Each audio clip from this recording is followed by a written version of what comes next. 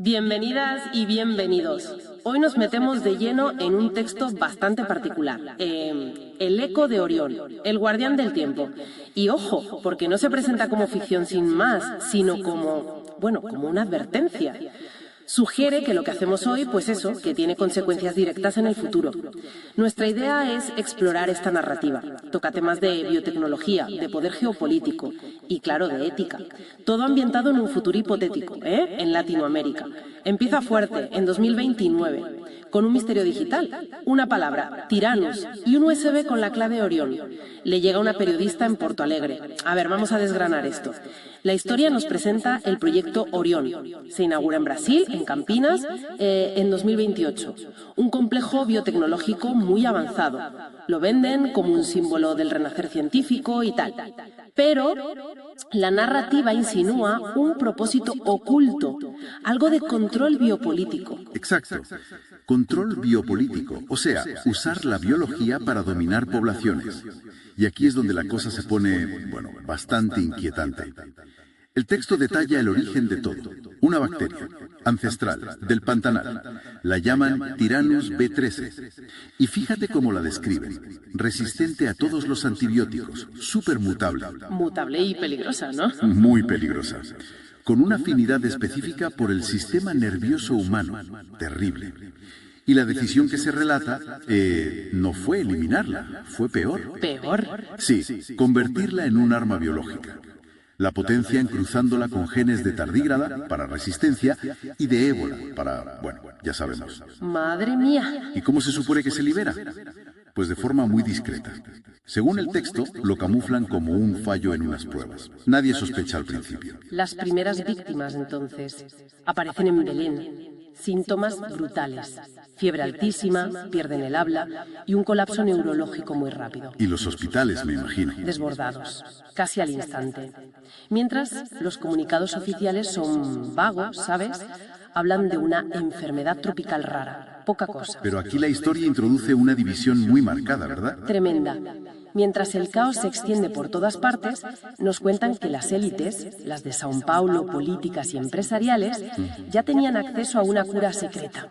¿Una cura secreta? ¿Desarrollada dónde? Precisamente en Orión. Y claro, reservada exclusivamente para ellos. Un contraste, brutal. Y el virus, claro, no se queda en Brasil. ¿Qué va? Se extiende.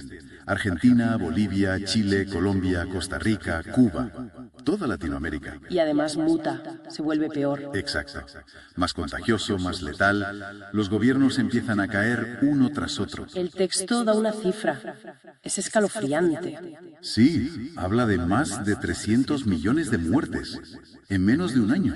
Una barbaridad. Y narra escenas muy duras.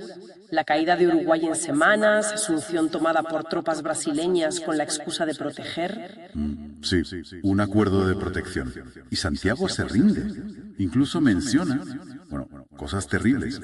Asesinatos de menores y presos por militares. Muy oscuro. Y en medio de todo esto, Brasil, que se supone inmune. Claro, ellos tienen la cura secreta. Ofrecen ayuda humanitaria. Pero tiene truco. ¿Qué tipo de truco? Pues que la ayuda viene a cambio de recursos naturales. Cesiones por 500 años. Una barbaridad. ¿Y la cura real? Nunca la comparten. Nunca. Envían tratamientos falsos o alterados, diseñados para alargar los síntomas, para mantener la dependencia, no para curar. Es dominio puro. Pero surge resistencia, ¿no? Alguna tiene que haber. Sí, sobre todo científica. Pero la aplastan, con violencia. Se habla de una bióloga boliviana que muere en un accidente. Muy sospechoso. Un accidente, claro. Y un virólogo argentino importante detenido. Desaparece. Entonces, ¿quién sigue luchando?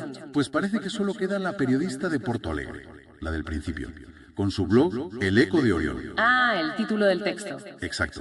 Filtra información como puede, sorteando bloqueos, censura. Una lucha desigual. Y entonces llega la gran revelación del texto. Eso es, que Tyrannus B13 nunca fue un accidente. Nunca. Fue, digamos, una herramienta. ¿Diseñada para qué, exactamente? Para redibujar el mapa geopolítico, literalmente. Aniquilar civilizaciones enteras en Latinoamérica. Y así permitir la expansión de las corporaciones brasileñas. consolidar un imperio de nuevo tipo. Mientras el mundo negociaba con ellos por la cura. Claro, el mundo desesperado.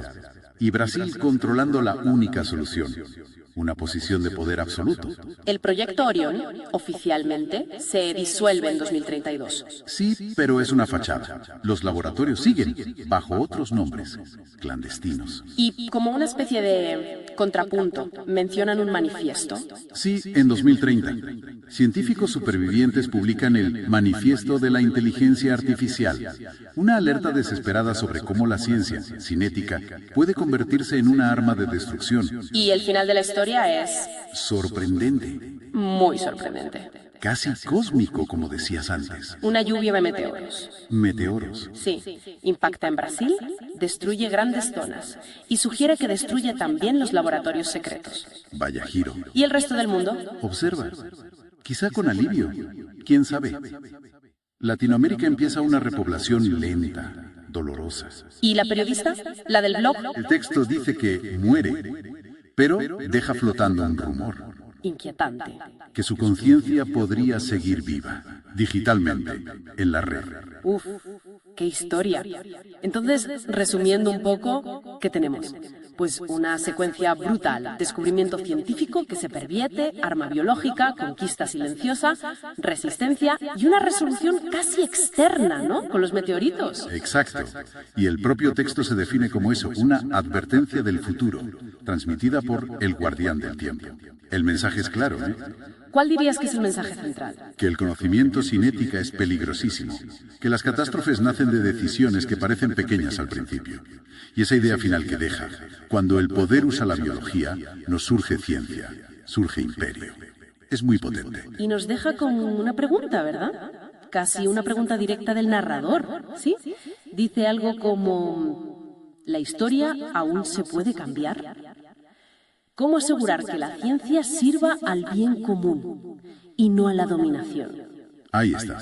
Pues una reflexión importante para llevarnos después de este análisis. Algo en que pensar, desde luego. El sonido, una puerta multidimensional al entendimiento del universo. El sonido es mucho más que una simple vibración del aire que percibimos con nuestros oídos. Es una manifestación fundamental de la energía en movimiento, una expresión tangible del orden, el ritmo y la vibración que subyacen a toda la realidad. A lo largo de la historia humana, el sonido ha sido herramienta, lenguaje, arte, ciencia y símbolo, y hoy sabemos que su importancia abarca desde la comunicación humana hasta la estructura misma del cosmos. 1. El sonido en la música, el arte de la vibración. La música es quizás la forma más sublime de organización del sonido. A través de escalas, ritmos, armonías y timbres, la humanidad ha creado un lenguaje emocional universal que trasciende culturas y épocas. La música utiliza los principios físicos del sonido, como la frecuencia, que percibimos como altura o tono, la amplitud, que percibimos como volumen, y la duración, para construir narrativas sonoras que comunican ideas, emociones y estados del ser. Cada nota musical es una vibración con una frecuencia específica. La armonía se basa en relaciones matemáticas entre frecuencias, como la octava, 2-1, la quinta, 3-2, o la tercera mayor, 5-4. Estas proporciones no son arbitrarias, están inscritas en la naturaleza, y fueron descritas por primera vez por Pitágoras, quien escuchó la música en el martillo del herrero y descubrió la relación entre el sonido y las matemáticas. 2. Sonido y comunicación, el lenguaje como vibración. En la comunicación humana, el sonido es la base del lenguaje hablado, una de las herramientas más poderosas de la evolución. Cada palabra es una forma de moldear el aire, de esculpir el silencio con vibraciones que llevan significados. Las ondas sonoras generadas por nuestras cuerdas vocales viajan a través del aire y son descifradas por otros cerebros humanos, traduciéndose en conceptos, emociones y acciones. Además del habla, el sonido también comunica a nivel no verbal. El tono, el ritmo, la intensidad y el timbre comunican estados emocionales, intenciones y contextos que van más allá de las palabras. Así, el sonido está en el corazón del entendimiento humano. 3. El sonido en la ciencia, una herramienta para explorar la realidad. En la física, el sonido es una onda mecánica que se propaga a través de un medio, ya sea aire, agua, metal o incluso el cuerpo humano. El estudio de estas ondas ha permitido desarrollar tecnologías fundamentales, desde el sonar y el ultrasonido hasta la acústica arquitectónica y la medicina diagnóstica. En biología, el sonido se estudia en la comunicación animal, bioacústica, en el oído humano, audiología, e incluso en terapias donde ciertas frecuencias son utilizadas con fines curativos. En medicina, las ondas ultrasónicas permiten observar tejidos blandos dentro del cuerpo sin necesidad de cirugía. Además, el sonido se manifiesta de forma no audible, como en las vibraciones sísmicas que revelan la estructura de la Tierra, o en las ondas gravitacionales que, según Einstein, nos permiten escuchar los eventos más violentos del universo, la fusión de agujeros negros. 4. El sonido en las matemáticas y la geometría, la música de las formas. Desde la antigua Grecia, matemáticos como Pitágoras, Platón y más tarde Kepler exploraron la conexión entre el sonido, las proporciones numéricas y la geometría. Descubrieron que ciertas relaciones armónicas están también presentes en las proporciones geométricas, dando origen al concepto de la música de las esferas, la idea de que los cuerpos celestes se mueven de acuerdo con relaciones armónicas, aunque inaudibles para el oído humano. El fenómeno de la cimática, por ejemplo, muestra cómo ciertas frecuencias de sonido pueden organizar la materia, como arena o agua, en patrones geométricos altamente ordenados. Esto demuestra una profunda conexión entre el sonido, la vibración y las estructuras geométricas que emergen en el espacio físico. La teoría de Fourier también nos enseña que cualquier sonido complejo puede descomponerse en una suma de ondas sinusoidales simples. Esto es la base del procesamiento digital del sonido, y a la vez, una ventana matemática a la comprensión del espectro vibratorio de la realidad. 5. El sonido y el universo, vibración como estructura cósmica.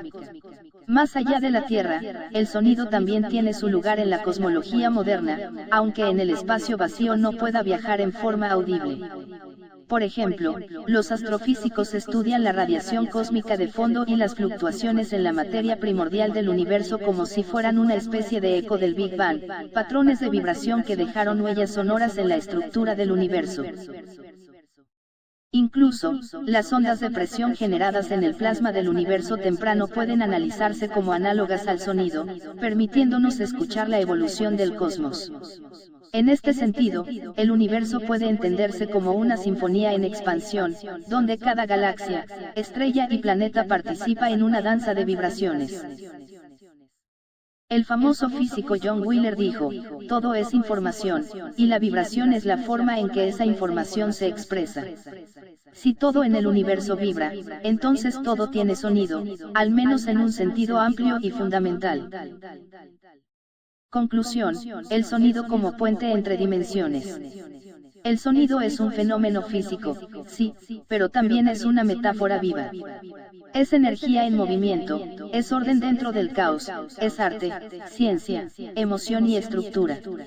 Es el puente entre lo visible y lo invisible, entre lo físico y lo matemático, entre lo humano y lo cósmico.